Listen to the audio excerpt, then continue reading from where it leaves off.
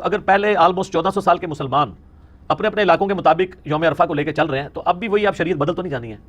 اس میں زیادہ رسک ہے کہ کوئی کہ جی میں سعودیہ کے مطابق رکھوں گا کیونکہ اس وقت ہے تو بخاری مسلم میں حدیث ہے کہ حاجیوں کے اوپر تو یوم عرفہ کا روزہ ویسے ہی نہیں ہے تو معاف ہوں گے ایک فضیلت کے طور پہ. اسی لیے بعض محدثین نے اس کا ترجمہ یہ کیا ہے کہ 2 سال کے گناہوں کا کفارہ ہے. اب ایک شخص نے ایک جمعہ پڑھا اور اگلا جمعہ پڑھا بیچ میں ایک نماز بھی چھوڑ دی تو کبیرہ گناہ اس نے کر لیا نا.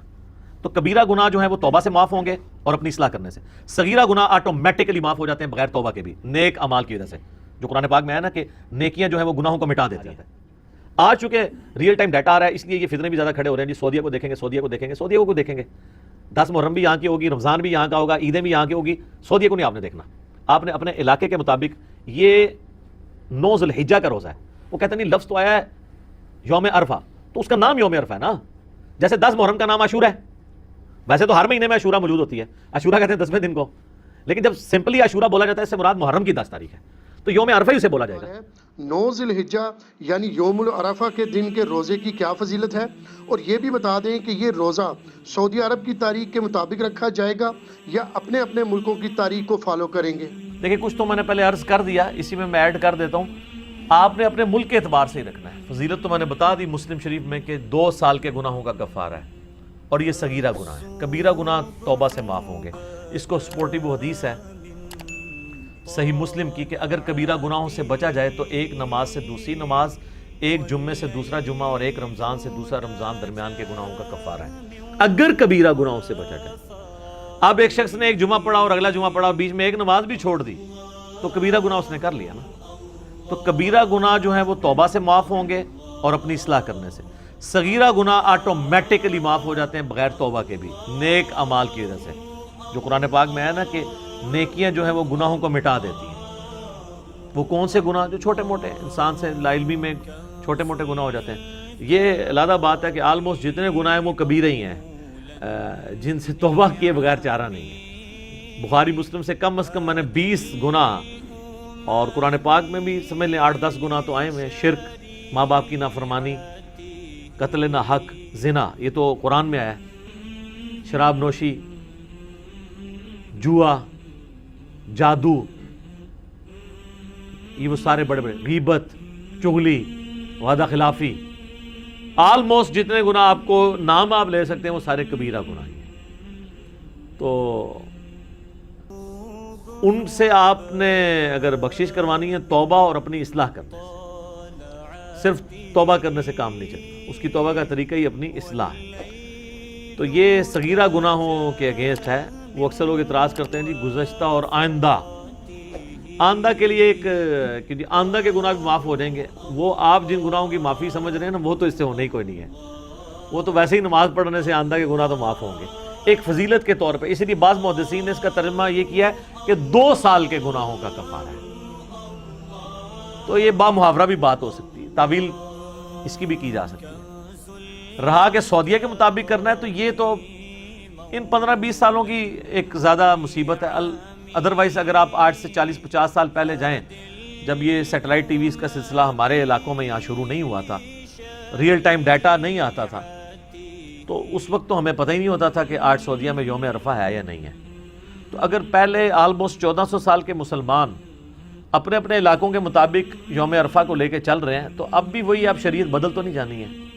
اس میں زیادہ رسک ہے کہ کوئی کہ جی میں سعودیہ کے مطابق رکھوں گا کیونکہ اس وقت ہے تو بخاری مسلم میں حدیث ہے کہ حاجیوں کے اوپر تو یوم عرفہ کا روزہ ویسے ہی نہیں ہے. نبی علیہ السلام حج کے دوران صحابہ نے آپ کو پیالہ مشروب کا پیش کیا, یہ چیک کرنے کے لیے آپ نے روزہ تو نہیں رکھا, تو آپ نے پی لیا تو صحابہ کو پتہ چل گیا کہ غیر حاجی کے لیے روزہ, حاجی کے لیے نہیں ہے.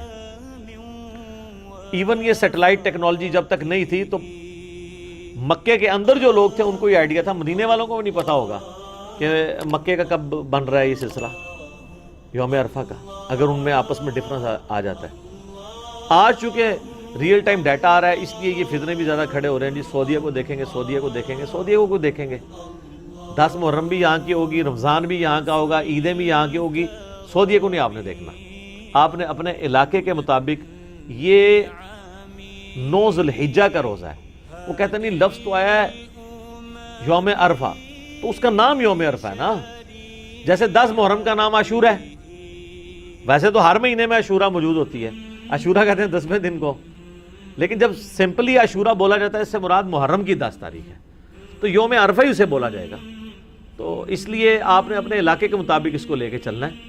اور باقی اس میں علم الکلام اور پھکی والا جواب یہ ہے کہ آج سے 40-50 سال پہلے تک تو آپ کی شریعت ہی پھر یہ والی لاگو نہیں تھی جو آج آپ نے امت کے اوپر لاگو کر دی ہے. تو پہلے 1300 سال کے مسلمان جس شریعت کو فالو کر رہے تھے، ہم آج بھی اسی شریعت کو بہتر سمجھتے ہیں فالو کرنے کے اعتبار سے. دوسرا یہ ہے کہ امریکہ میں جس وقت دن ہوتا ہے تو سعودی عرب میں رات ہوتی ہے. سعودی عرب میں جب یوم عرفہ آنا ہے تو امریکہ میں تو اس وقت رات ہوگی. وہ کہتے ہیں نہیں، جب وہ وہاں پہ داخل ہو رہا ہوگا تو داخل تو دن پھر یہاں سے داخل ہونا شروع ہوتا ہے نا. زمین تو آپ کو پتا ہے نا مشرق سے مغرب کی طرف روٹیٹ کر رہی ہے، اس لیے مشرق میں پہلے سورج نکلتا ہے. پہلے سورج نکلے گا مشرق میں. آپ جائیں گے آسٹریلیا کی طرف چلے جائیں تو پہلے سورج طلوع ہو رہا ہے ہم سے. پھر اس طرح کرتے کرتے کرتے جب ہمارا طلوع ہوتا ہے تو ہمارے سے 2 گھنٹے بعد سعودیہ کا ہوتا ہے. تو دن تو وہی ٹریول کر رہا ہے نا اس اعتبار سے. تو اگر آپ اسپیسیفکلی دیکھیں تو دن پہلے، لیکن وہ چاند کی تاریخوں کا اعتبار چونکہ علیحدہ ہوتا ہے. مختصر یہ ہے کہ آپ اپنے علاقے کے مطابق رکھیں گے. اور کل کو اگر آپ نے یہ کہنا ہے کہ ہم نے وہاں دیکھنا ہے تو پھر آپ میں سے کوئی ایک اور بندہ اٹھے گا، وہ کہے گا جی یہ جو آپ پھر عید کر رہے ہیں پھر وہ بھی سعودیہ کے مطابق کریں، کیونکہ اصل تو وہ جو ہے وہ حج کی یہ رسم باقی رکھی گئی ہے، تو حج تو وہاں پہ ہو رہا ہے. یہ پھر اگلی پھکی ہے. اسی طریقے سے وہ جو مولا علی علیہ السلام کا میں نے بتایا سنن کبریٰ البیہقی اور مصنف ابن ابی شیبہ سے کہ وہ 9 ذوالحجہ کی صبح سے لے کے فجر سے لے کے 13 کی عصر تک تکبیرات پڑھتے تھے. تو آپ پھر کہیں گے جی وہاں تو تکبیرات شروع ہو چکی ہوئی ہیں، تو وہ تو پھر آپ کو 8 کو شروع کرنی پڑیں گی یہاں اور 1 دن پہلے ختم کرنی پڑیں گی. ایک فائدہ ہو جائے گا کہ جنہوں نے سیاپا ڈالا ہوا ہے نا، وہ آج کی ان کو قربانی جو ہے 3 دن پہ آ جائے گی، کیونکہ اتنے جو چوتھا ہونا ہے نا اتنے تیسرا ہونا ہے. تو چلو قربانی اگر اس میں 3 دن آندی ہے تو سٹارٹ تو ظاہر احتیاط سے نہیں کریں گے نا. وہ ایک جیسے زور احتیاطی انفی پڑھتے ہیں نا، تو وہ کہیں گے پہلا دن احتیاطی ہو گیا کہ ہم مسلمانوں کے ساتھ عید کر لیتے ہیں. تو یہاں جب چوتھا دن ہو تو ان کو اس وقت چوتھے دن بتایا کریں گے سعودیہ میں تو آج 5واں دن چل رہا ہے تو آج قربانی نہیں ہو سکتی. تو آپ نے کرنی ہے ادھر جا کے کریں، وہ بھی خیر صحیح روایت ہے.